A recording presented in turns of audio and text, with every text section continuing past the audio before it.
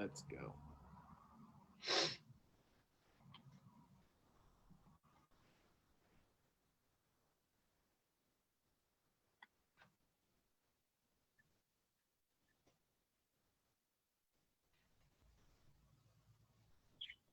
Make sure that starts. All right. Yep, that started. So, hello, Hi, Hope. Darian. Good. Okay. All right. So we are here today with Hope Roselle. She is one of our female interpreters at the Old Barracks Museum, and today she will be talking about women in the 18th century. And as it is Women's History Month this month, this is a really great way to kind of kick things off and learn about all different facets of 18th century life as it pertains to women. So I'm going to let Hope take it over. If you guys have any questions that will come up, feel free to ask them in the Q&A or in the chat if you're on Zoom. All the questions that we will be answering today on the Q&A will be through that function on Zoom. So if you're on the Zoom webinar, yay! If you're on Facebook and you have questions, we'll try to get back to those at the end, or maybe your question will be, get answered during this. But without any further ado, we will let Hope have the floor here. Hello, everybody. I'm going to make my Zoom go full screen like a technical wizard because that's what I am. I'm not at all. But hello, everybody. Thank you for joining us today. Again, like Darian said, my name is Hope Roselle, and I am an interpreter here at the Old Barracks Museum in Trenton, New Jersey. Our talk today is going to run about 45 minutes, and I am going to have time to answer questions afterward. So like Darian said, if you have any questions, just put them in the chat box or in the Q&A function. And I kind of want to start off by talking about the thesis statement that the sort of thesis statement that we posted on our social media, which in full, if you didn't read it, I'm going to read it back to you now, but it was, what does an average day in a woman's life look like today? Is every woman's life exactly the same? We'd likely answer no, but what about a woman's life in the 18th century? Were they the same, or at least similar? And what about an 18th century woman's experience of marriage, of work, or of wartime?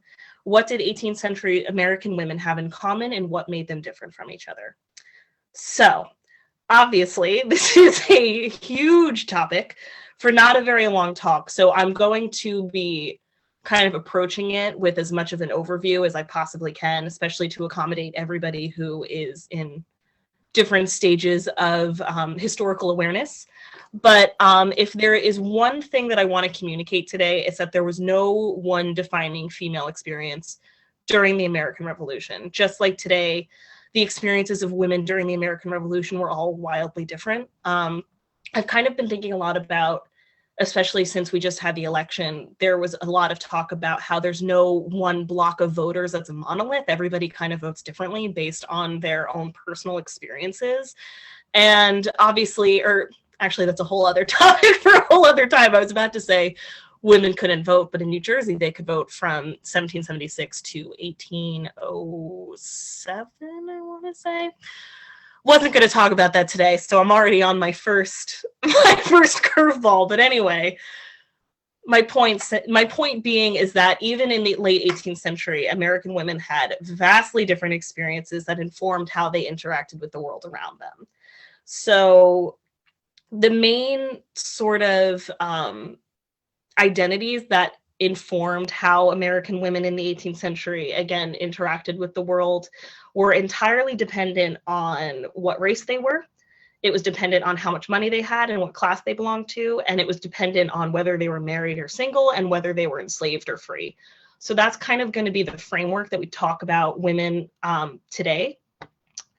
And so if you've ever had a tour with me at the barracks, or if you maybe in the future will have a tour with me at the barracks, I always talk about 18th century class structure and about how it was super rigid and it was kind of shaped like a pyramid. And I always kind of talk about 18th century class structure as a pyramid where if you were born into a certain class in the 18th century, more often than not, you are most likely going to stay in that class throughout the majority of your life. Not to say that it didn't happen, that people didn't ascend, but it was extremely difficult and more or less people who ascended into the middling or even upper middling class, they were more exceptions to the rule.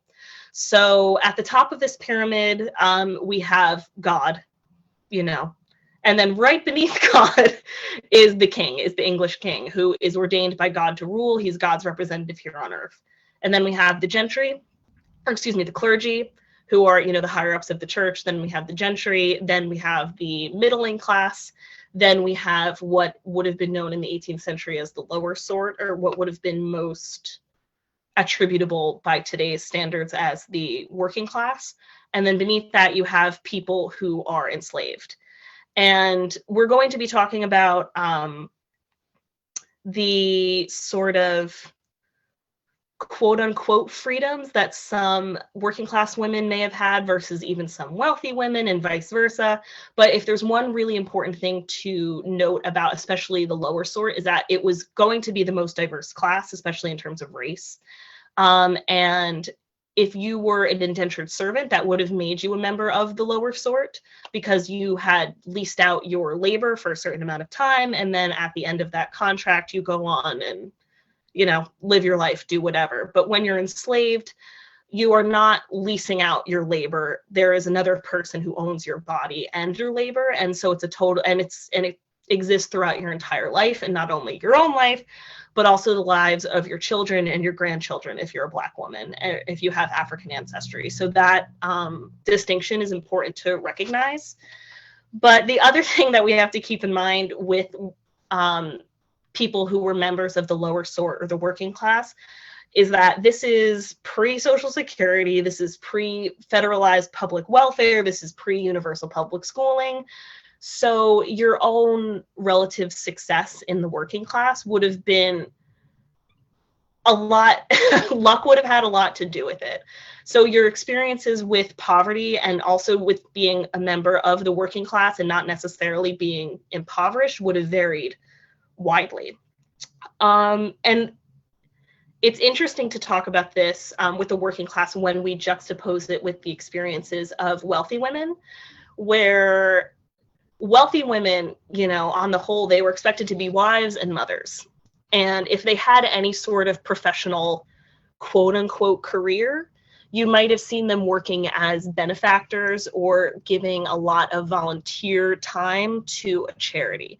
This wouldn't have been, again, a traditional professional career in the sense where they would not have been being paid for it, but it would have been expected for a lot of wealthy women to sort of contribute their time and their abilities to some sort of, generous organization.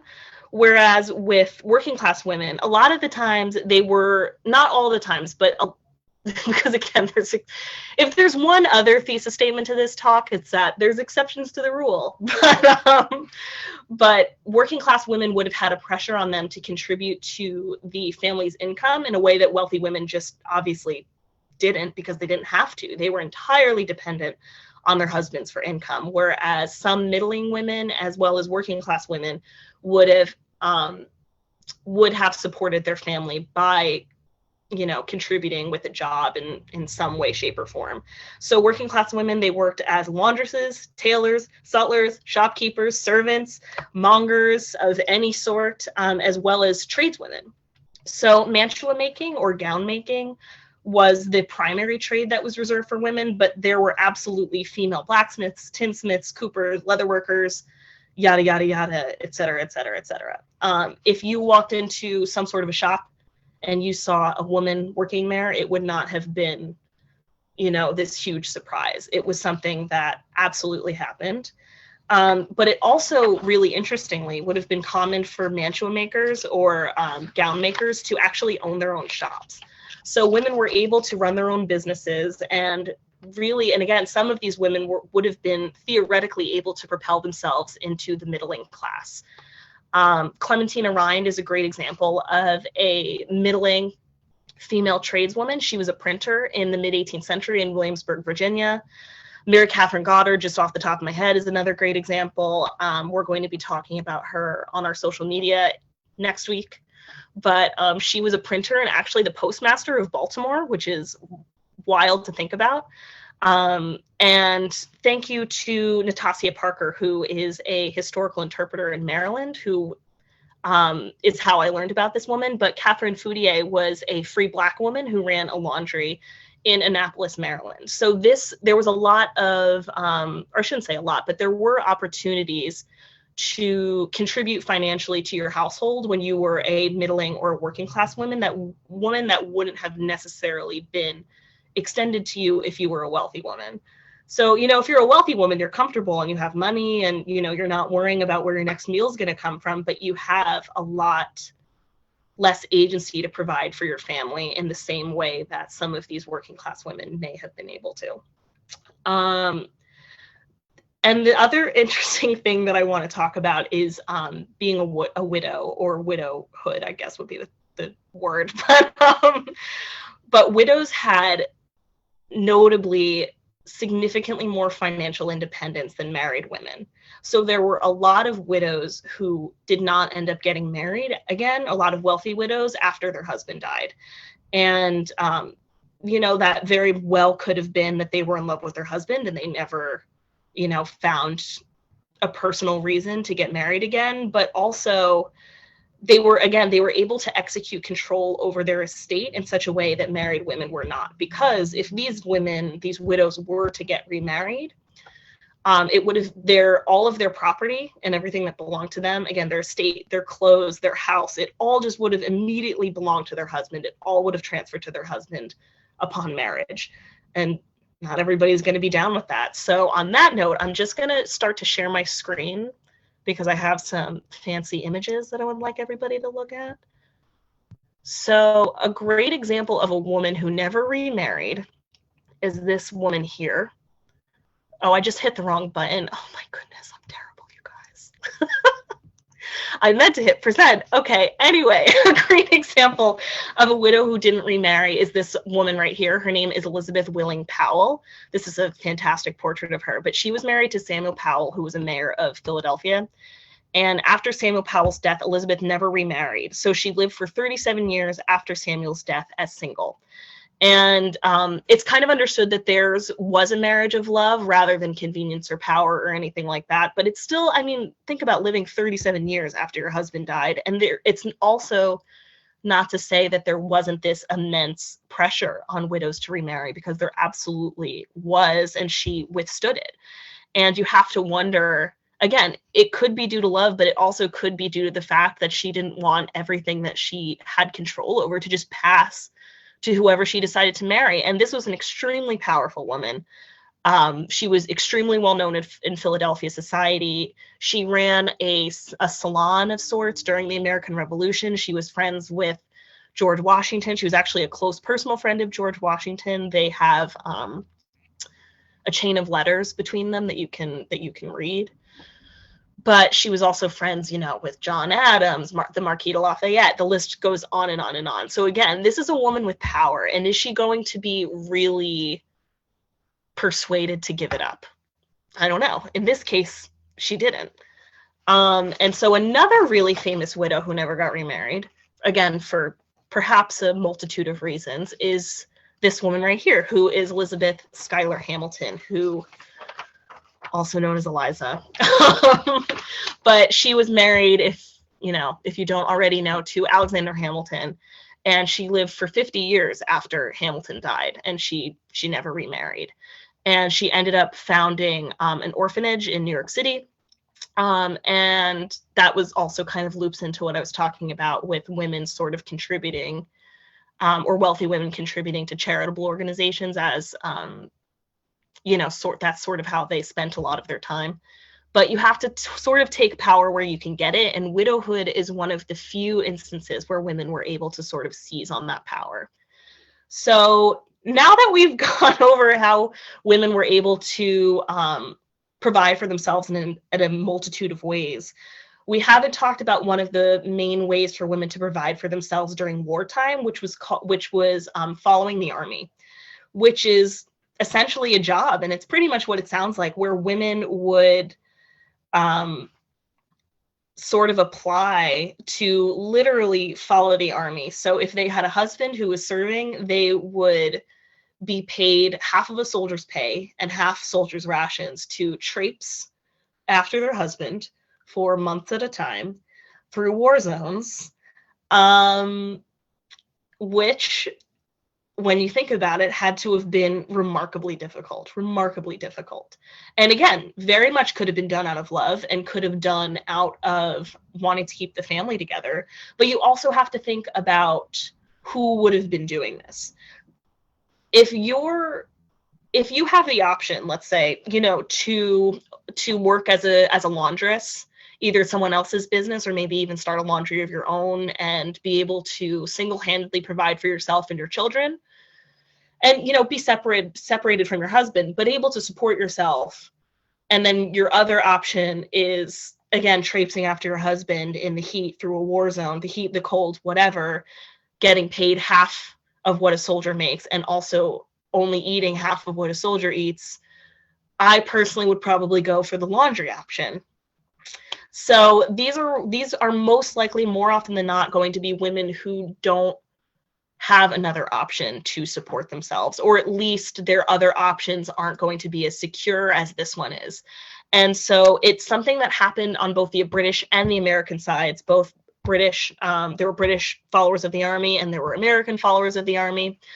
And this is a scene, if you've ever been to the Museum of the American Revolution in Philadelphia, you have seen this, this depiction of followers of the army. You can see on the left is the Peel brothers, and then on the right is a woman and her child. So again, not only would you be following the army, theoretically, your family would be following the army as well. Your children would be with you. So I would also like to talk about this image right here, which I just think is wonderful. It's titled A Perspective View of an Encampment. It's by the famous 18th century engraver Bowles and Carver. It is from 1780. And it is in the collection of the Brown University Library. But you can kind of see this is, I mean, it's, there's a lot going on in here, but it's a British encampment. So this is in the UK somewhere, or the proto-UK somewhere. But you can see on the left, I want to talk about the details in the picture, but on the left, I don't know if you can see, there's these very wealthy looking women on the left who, I would have to assume that the woman carrying the baby is some sort of a nanny or something. And then you can see this woman in her yellow polonazed gown, and this other woman is wearing a calash, which is this sort of huge 18th century headdress that protects your hair. And they're being escorted around the camp by this, well-dressed gentleman. And they're roughing it for the day, and they're going to go see what the soldiers have going on, and they're going to go get a glimpse into a soldier's life or a soldier's experience. And then on the right, we have women who were probably followers of the army, probably women who were working along.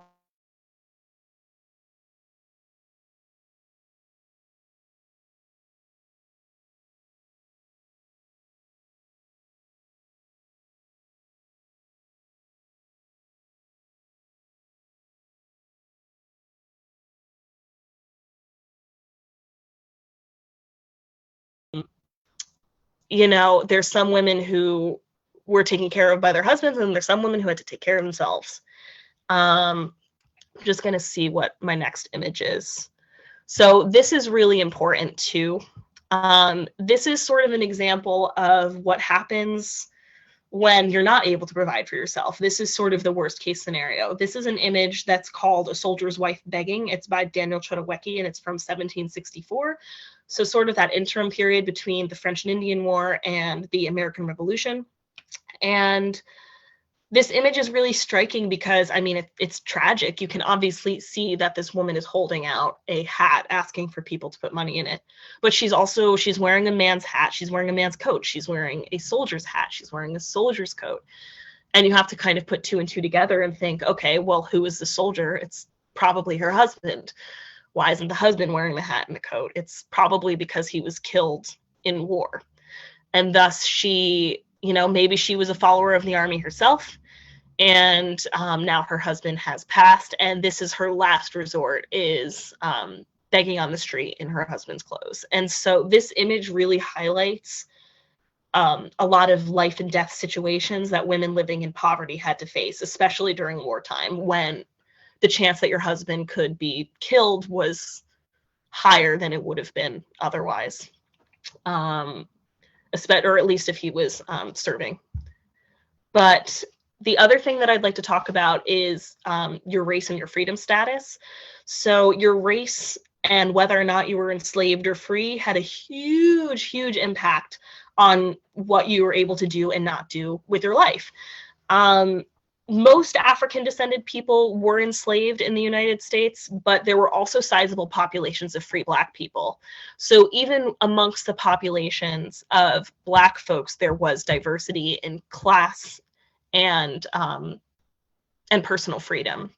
So these free Black populations were typically located in or around major cities at the time. New Brunswick, New Jersey had a sizable free Black population that you can read about, and also as did Philadelphia.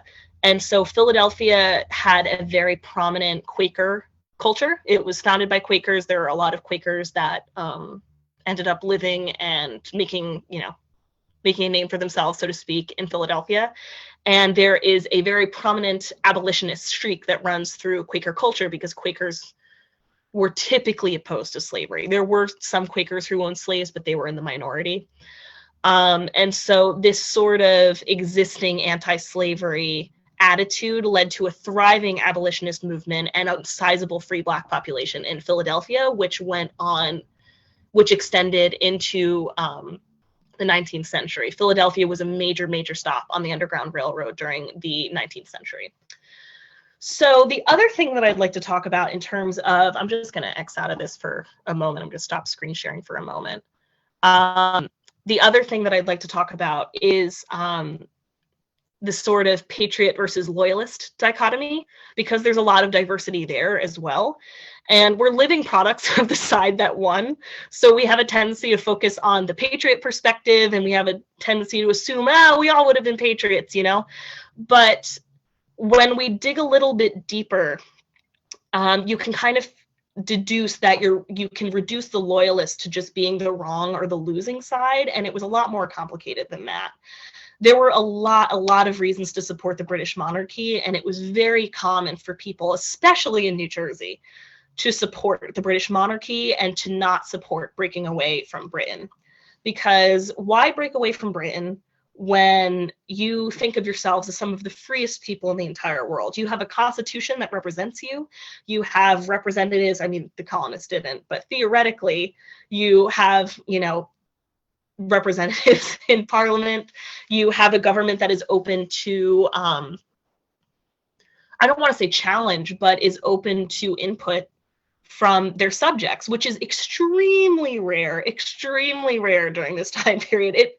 At the same time, unbridled democracy is a huge risk. There had never been a successful democracy in the Western world up until this point. You could argue that the Roman Republic was successful, but do we see any Romans living around us now? No, we don't. So America was we talk a lot about the American experiment, but it was a huge risk. It was a huge experiment. And that sort of struggle of not wanting to take a huge risk when, everything's been pretty good up till the last 15 years, that shouldn't be discounted is my point.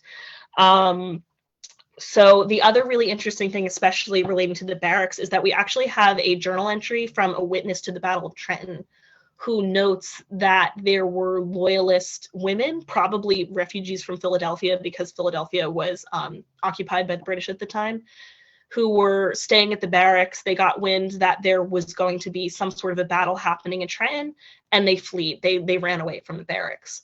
So the barracks itself was sort of, or at least I should even say Greater New Jersey was a respite for a lot of people who didn't want to break away from Britain and who wanted to remain a part of the British monarchy. So now that we have, I tried to keep it quick, but now that we have an extensive background into the social environment that these women inhabited, I kind of want to focus on some specific women who had vastly different experiences during the war. So I'm going to start sharing my screen again. Let's see if I can do it right this time and not click share. All right. So I'm going to pull up this very lovely portrait of a woman that is it's attributed to Lydia Dara. It's in the Library of Congress. But anyway, I would like to talk about Lydia Dara. So Lydia Dara was a Quaker immigrant from Ireland, and she ended up, predictably, in Philadelphia because Philadelphia was a sort of center for Quakerism. But again, Quakers are typically neutral in political conflict. They're typically pacifists. They don't believe in violence or joining up to participate in war. But her family secretly supported the American cause. So one of her sons actually enlisted in the American Army. And she and her family, again, lived in Philadelphia, which was occupied by the British at the time. And one night, a group of British officers showed up at Lydia Dara's house, and they commandeered her house to use it for a meeting. So they basically just said, all of you need to, leave. We're using this house for our needs. And so they made Lydia and her family stay upstairs in their bedrooms. And eventually they believed everybody to be asleep. So they started talking about, plans for an ambush. And Lydia had actually hid herself in a closet upstairs where she could hear what was happening downstairs. And so she learned that the British were planning to attack American troops at White Marsh. And she ended up getting a pass from the British to go get flour from a nearby mill. Because basically, in order to move, to go about your daily errands, or you had to, in some instances, get a pass from, the British occupying army. And instead of going to the mill, she went to this place called the Rising Sun Tavern, which was a well-known Patriot headquarters that was nearby the mill. And she ended up finding an American officer there and telling him about the British plan and, sort of sabotage this whole plan to ambush American troops, which, is an extremely heroic act. We think about it now and it's, it's pretty remarkable. But if you have to put yourself in her shoes, just briefly, thinking about what if you get caught? What happens to you if you get caught, especially as a woman? So, what if you get ambushed yourself? What if you're what if you get caught in the Rising Sun Tavern when, the British know that you're not supposed to be there? What if they figure out that you're the one who dropped this information? It's a huge risk. And it was the opportunity that was presented to her that she took in order to further the cause that she believed in, which, is remarkable. And she did what she could in order to contribute to the Patriot cause. So another woman that I would like to talk about is this lady right here. Again, this is a portrait that is believed to be the Baroness Frederica Charlotte Riedesel. It is by Johann Tischbein, and it's from 1829. So it is I believe, a slightly posthumous portrait. But she was a German noblewoman, and she followed her husband as he fought with the British in America. So she was a follower of the army herself, although a less common sort of follower, because she was a wealthy woman, but she made the decision to follow her husband into battle. And again, it's noted that they had a marriage that was very happy and based on love. So maybe that had something to do with it. I would have to assume that had a lot to do with it. But anyway, she witnessed fighting at the Battle of Saratoga and all throughout the Saratoga campaign, which is this instrumental campaign to is one of the campaigns that turned the tide of the war for the Americans. And she wrote an account of what happened in her diary. And so it's a personal, primary, firsthand account that historians are still learning from today. And again, she and her husband supported the British cause. They supported the British monarchy. And she experienced pain and suffering as a result of that. She also worked as a nurse. She saw firsthand the experiences of cruelty and destruction that war caused. And her journey about her experiences in the war ended up being published. And it's a totally invaluable, wonderful resource for historians studying the experiences of women and family during the American Revolutionary War. And especially having it be a Loyalist account is what makes it so, there's a lot of reasons that it's important, but it's one of the reasons that it's so important. And so just to briefly read a quote from her, she wrote, referring to the Battle of Saratoga, I saw the whole battle myself, and knowing that my husband was taking part in it, I was filled with fear and anguish and shivered whenever a shot was fired. So if you are a military spouse or you know a military spouse, it has to be a completely relatable fear and sentiment even today. So the last woman that I'd like to talk about as we start to wrap up here is this woman, Phyllis Wheatley, who I'm sure you learned about in elementary school in some capacity, or middle school or high school. She obviously is a very well-known female figure of the American Revolution, but her experience of the war was going to be vastly different from Lydia Dara's. It's going to be vastly different from Frederica Redussel's, and that's partially because of her race and her class. She is an enslaved Black woman. Phyllis was kidnapped from Africa when she was, we think, about 7, and she was purchased by the Wheatley family in Boston, Massachusetts. She ended up being taught by the Wheatley family how to read and write, which was extremely rare to teach enslaved people how to read and write, because if you teach an enslaved person how to read and write, that gives them more agency over their lives. They're able to interact with the world in a more empowered way. And so Phyllis used this literacy to write poetry. And she ended up becoming this very well-known poet in Boston.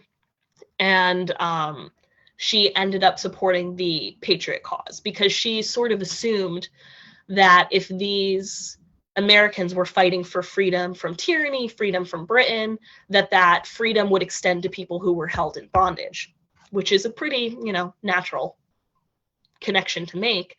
And unfortunately, that didn't end up happening during her lifetime. Phyllis passed away the year after the war ended in 1784. And obviously, Black people were held in slavery until 1865. So there is, basically an entire generation that passes before Phyllis's dream comes true. But I would like to, again, just briefly share a snippet of one of her anti-slavery poems that I think is really beautiful.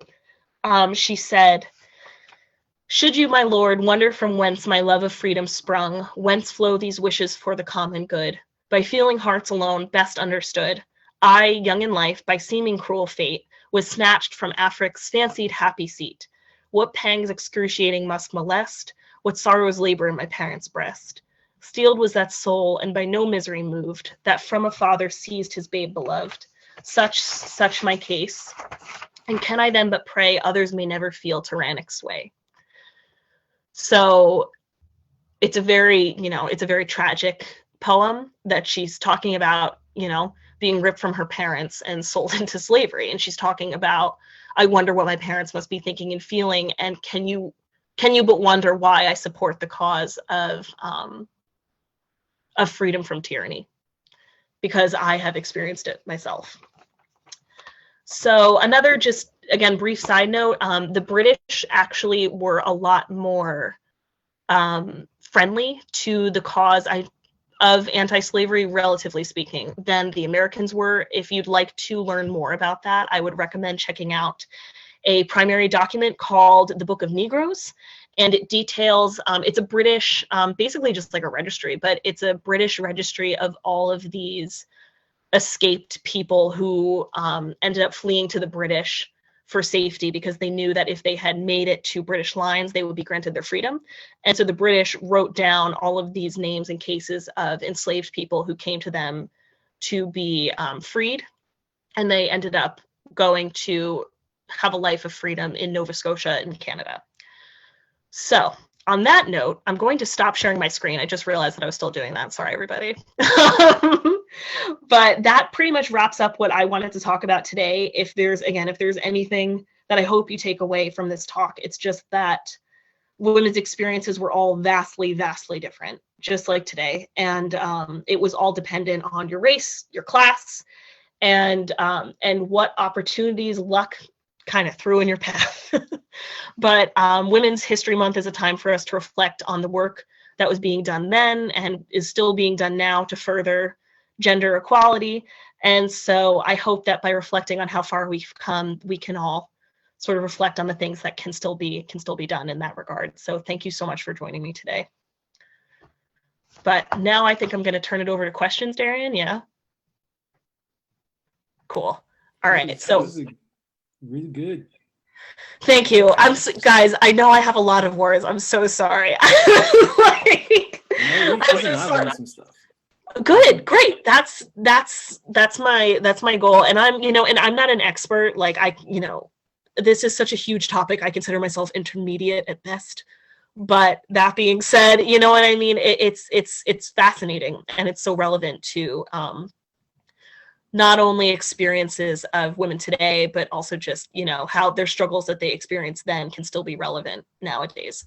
So I'm going to look at the Q&A first. You're welcome to the people saying thank you. Thank you for saying thank you. I'm glad that you learned something. But anyway, let's look at these. Did any of Sarah Powell's children survive into adulthood might have affected decision not to remarry? I don't know. I don't consider myself an expert of Sarah Powell, but that could absolutely have had something to do with it if she wanted. I know that she ended up turning her estate over to her nephew, because I do know this much about Sarah Powell. I know that I don't know if any of her children survived into adulthood. I know that the one portrait of her that I showed to you, was actually a portrait that was sort of a mourning portrait. If I could pull it up again, but if you look at in it, there's like a big urn in the back, which represents not only the death of her husband, but also the death of maybe all of her children. Because again, I do know that she deeded her estate to her nephew upon her death. So maybe I'm not an expert at Sarah Powell, but maybe that answers your question. Did the widow's power strictly come from their estate and wealth, and did they have any status as a wife? That's a great question. Their power does mostly come from the fact that they are able to just support themselves without having some sort of professional output or having some need to make money for themselves. They're self-sufficient. And I mean, even nowadays, there's a lot of power in being able to do whatever you want because of how much money and how many assets that you have. Because that's the other thing. It's not that these people had a lot of spending money, or not that they didn't just have a lot of spending money necessarily, but I mean, this woman, her house is still there. You can visit it. It's this 4-story townhouse in Philadelphia. It's a mansion. So she has a position on in society, as well as having that economic power.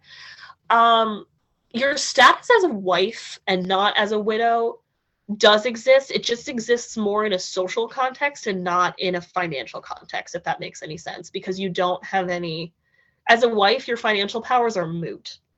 Next to nothing. I mean, when you're married, you also don't have custody over your children. Custody of your children belongs exclusively to your husband at this point in time. So any sort of power as a wife would have come from being married to a powerful person. And which Elizabeth Powell, that's absolutely where her power initially came from. That's how she was able to meet people like, George Washington and the Marquis de Lafayette. But after her husband died, she was able to retain that power by not remarrying. Sorry, that was kind of a long-winded answer. How close were the followers to the actual battles? Were they captured or killed? That totally depends on the battle and where they were. I would have to assume that just kind of, again, it was different for everybody. I know for a fact in the case of not the followers, but the women who were staying at the barracks, who we have the account of the witness to the Battle of Trenton said that they were fleeing the barracks. They were about a mile from the fighting. Typically, the women would have stayed in camp. That wasn't always the case, because there's also lots of stories of female followers of the army who ended up joining in the battle. I mean, Mary Ludwig Hayes is a very famous example of that. So totally depends on the situation. I'm sure that there were female followers of the army who were captured or killed. Again, just with the proximity of battle. I'm trying to remember her name, and it's going to bother me that I can't remember her name off the top of my head. But there was a follower of the army who fought in a battle in northern Manhattan who ended up being injured and received a pension after the fact for the injuries that she received for fighting in this battle. Which again is not typical of most followers of the army, but absolutely happened. So totally depends on the situation is my answer to that question. I'm going to just take a swig of this water. Okay. Would widows have to turn over their property once their eldest son reached adulthood? I don't know the answer to that question off the top of my head. As long as they were alive, I don't believe so. But once they died, that property would automatically go to their oldest son. There was an English law that was present at the time in England and in the colonies called primogeniture, where basically if your father, in this case, passes away, and then your mother passes away,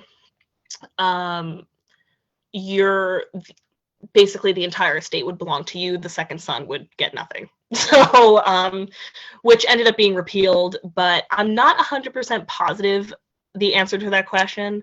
But again, I would have to assume that it would have to be after the woman died, because otherwise, for example, Elizabeth Schuyler Hamilton, her entire estate would have passed to their son. But yes, I'm sorry, I'm not 100% positive on the answer to that question, but I can save it and then find out more information and email you if you'd like. But all right, let's see. Why did Phillis Wheatley side with the Patriots who owned slaves instead of the British who were more anti-slavery? Another great question. So I think when there's very prominent, powerful people who are using terms like tyranny and freedom and breaking away and again, the one word freedom is just kind of sticking in my brain. But when they're using that sort of language, I think it's very, very natural to make the assumption that that freedom would be extended to you. And I obviously, I'm not Phillis Wheatley. I wish that I could get inside her head, but I can't. So we'll never really know the answer to that question. But I will say, interesting tidbit about Phillis Wheatley. She actually, again, she did support the Patriot cause. But once she got a book of poems together and she wanted to publish it. And so she didn't decide to publish it in the United States. She decided to publish it in London. And historians kind of think that the reason why she wanted to publish her book of poetry in London rather than the US is because she knew that if she could make it to London, if she could physically get to London, she would be granted her freedom. There was a law that was just passed in England in the early 1770s, where basically if any enslaved person basically gets their feet on English soil, they're free. So Phillis actually ended up traveling to London with the Wheatley family's son, who was like her escort. And we think, again, historians are kind of thinking that the reason why she did that was because she knew that she would be granted her freedom if she could get to London. And she ended up coming back to the US, which again, we have to assume, or a lot of historians are starting to assume, that she struck some sort of a deal with the Wheatley son to say, hey, I'll come back with you, because he wanted her to come back as a slave. I'll only come back with you if you promise to grant me my freedom once Mrs. Wheatley dies, because Mrs. Wheatley was old and sickly at this point. She kind of assumed that it would be happening sooner rather than later. And we kind of have to assume that the son said, yep, I'll take you up on that deal. They go back to Boston, and Mrs. Wheatley dies. Phillis ends up getting her freedom right before she dies. But the really interesting thing is that in itself is a huge risk. Deciding to go back when on a promise, the promise of somebody who owns you, is a huge risk. What's to keep the Wheatley family from keeping that promise or from breaking that promise? Nothing, other than some, sort of honor or kinship or, connection that they felt to Phillis, which they obviously did. Otherwise they wouldn't have kept the promise. But yeah, so she did end up kind of benefiting, or at least attempting to benefit, from the more anti-slavery attitudes of the British at this point. but she initially did support the Patriot cause and considered herself to be a patriot. All right. Do you / the Old Barracks Museum know the story of the widow of Mount Holly, i.e. the story of how the Hessians under Colonel Dunlap were kept at bay in Mount Holly during Christmas 1776, having the direct effect of preventing his forces from aiding Colonel Rall as Washington took Trenton on December 26th? I do not. That's super interesting. Darian, do you know anything about that? The only other thing that I know of that is remotely close to that is Ironworks Hill, but I'm fairly certain that's a completely separate thing, and my brain is very foggy on that. I don't know why this sounds remotely familiar, like I've heard it before, but I'm fairly certain someone, if it's not me, would know something about it at the barracks. It's probably Dave or Ashley. Totally. All right, cool. So let's hold on to that question, and we're going to forward that. Wait. Someone said, yes, she is related to Battle of Ironworks Hill. Okay, so yeah, I guess that's exactly what I'm talking about, because I've been to the Ironworks jail in Mount Holly before, and I kind of know the scenario of the battle and things like that, but I didn't know that there was like any extent, like I never knew that there was an extension of the story that might involve women, so now I'm interested. Yeah, I didn't know that either. Thank you for telling me. That's really cool. But again, it kind of illustrates how women were able to, contribute in a variety of different ways. So thank you. Okay, let's see. How did the experience of colonial patriot women at the time compare to the experience of British women aside from the rich, well-to-do women? Sorry, I'm trying to think about the best way to answer this. So again, I think it depends on the situation. If you are a loyalist who's living in British occupied Philadelphia, I have to assume that not having to keep your political affiliations a secret would be beneficial to you in some way, whether, it just allows you a certain measure of freedom and ability to just, kind of live your life openly and in support of the way that the war is going. But otherwise, I mean, the kind of interesting thing to think about is that everybody was more or less the same. There was no one vastly different, especially for people of a certain class or people of a certain race. In the colonies, it's like everybody's kind of, this is terrible, but like fighting the same battle, so to speak, where it's like everyone's just trying to provide for themselves and stay safe and not get caught in the middle of a war zone and that sort of thing. So I would say that the experiences in terms of day-to-day life between patriot women and loyalist women would not have been very different. It would have changed if for some reason there was a battle that was happening close to their home. They obviously would have had to flee. They would have become refugees. God knows if they would have been able to make it back to their home. It depends on the prevailing political attitude of the area where you are.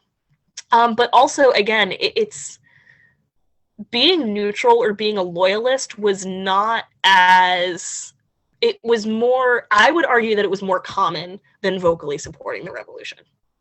The people who were supporting the revolution were the loudest. And so not to say that there weren't regular people who supported breaking away from Britain. Of course there were. Otherwise, this whole thing wouldn't have happened, But like, I just mean to say is that it's really easy to have a perception that everybody supported the revolution, and that absolutely was not the case.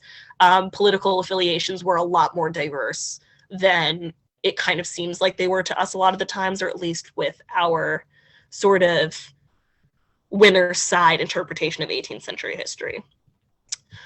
Did the Baroness and her husband remain in the U.S. after the revolution, or did they return to Germany? I believe they returned to Europe. Again, not 100% positive, but I'm almost positive that they returned to Europe. If a widow had a grown son, I was talking about that one before.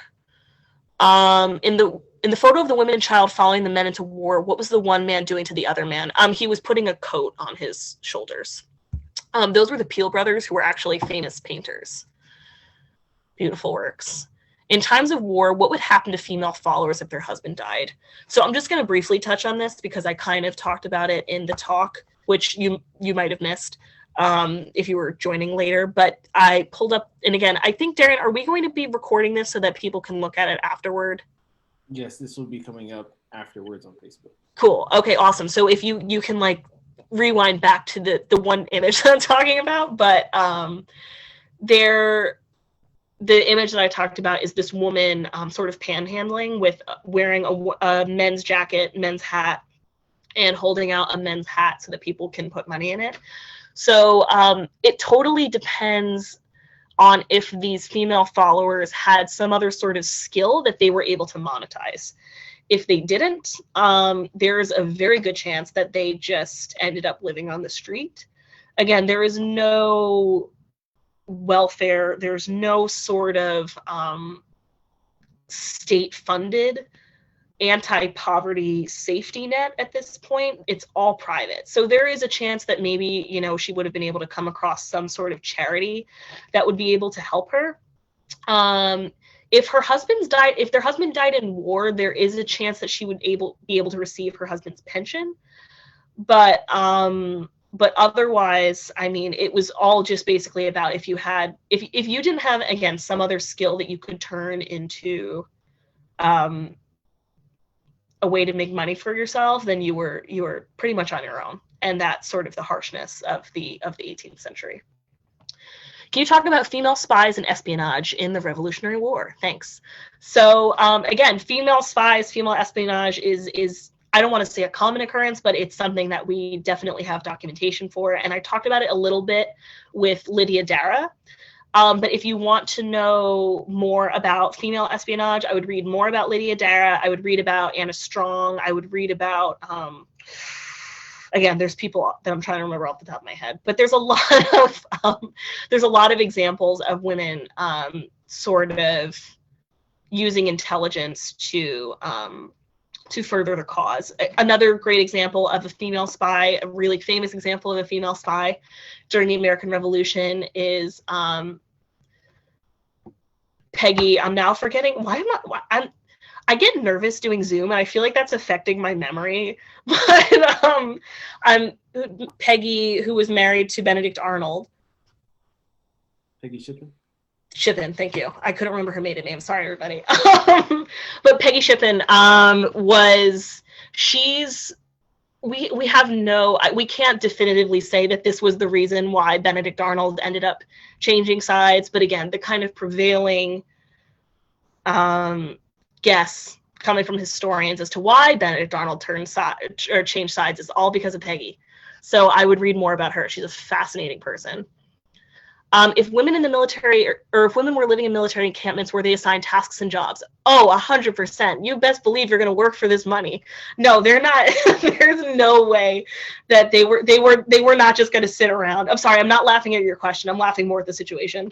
But yeah, they would be expected to work, and they'd be expected to work hard. Typically, they would be working as more often than not, they would be working as laundresses, which is, I mean, you can imagine, is a very smelly, backbreaking, lowest rung sort of job. But that being said, they would be paid for what they were doing. So they were able to, you know, amount some sort of, or contribute some sort of money to their household, which is cool. So they would be working as laundresses, they would be working as nurses. And there were also people who followed the army informally. So there were sutlers or people who sold goods who would have been following the army, just kind of showing up wherever the army was in an attempt to sell goods. So yes, women were 100% expected to work in order to follow the army. I mean, George Washington was known to not be a fan of women following the army. He didn't want a lot of women following the army. He tried to limit the number of women following the army as much as humanly possible because he didn't just want anybody just tagging along and getting a free ride, basically. So, all right. What sorts of chores, jobs do camp followers? Yeah, just answered that. But everything, anything and everything. Some of those followers were soiled doves. Unfortunately, I don't understand the reference. I'm going to just dismiss that for now, just because I don't know the the answer right now. Did deceased soldiers' wives receive any kind of death benefit? They could receive a pension. They could benefit from a pension, and that is the basic extent of my knowledge on soldiers' pensions. That's kind of, Kate Cox, that's kind of what I was thinking. That is it's kind of a common assumption that followers of the armies would be engaging in sex work of some kind. Not going to say it didn't happen, but the commanders of the army were doing, trust me, everything in their power to make sure that it didn't. Again, I'm sure it definitely did, but it was something that, again, was not only trying to be kept under control, but also wasn't necessarily true. There were a lot of followers of the army who gained the reputation for being sex workers when really they were just poor women who were doing people's laundry. So, again, it did happen, but it also became a stereotype. Even in the time, it became a stereotype. Margaret Corbin, thank you. I was trying to think of the name of the woman who was injured, who received a soldier's pension. Thank you very much. All right, so that's it for the Q&A. Darian, do we have any other questions in the chat? This is a lot of the chat. So I didn't see many questions that weren't unanswered, because you did answer some of the ones that were already cool. put up there. Yeah, and even the Peggy shipping thing. Yep. Cool. Sweet. Yeah, thank you to everybody who came in hot with the names that I wasn't remembering. But if anybody, I'm just going to leave the chat be just because it looks like it's kind of busy. So if anybody has any other questions, though, or if you're not satisfied with the answer I gave you, which is you're totally allowed to be, you can leave either a comment on our Facebook page or send us an email, and I promise you we will answer your question. I hope everybody enjoyed the talk today. If you'd like to see more of this programming in the future, especially while the museum is physically closed, if you want to shoot us a donation, we appreciate any amount, whether it's $1 or $5 or, $1 million. $1 million would be super cool, but if you want to shoot us $1 million, that'd be great. I'm just kidding. Seriously, shoot us $5. We appreciate anything and everything. And we look forward to the next talk that we're going to bring you. So thanks, everybody. Thanks for being here. It was fun. All right. Thanks for joining us, guys. We'll see you guys in the next talk. Thanks, everybody. Bye.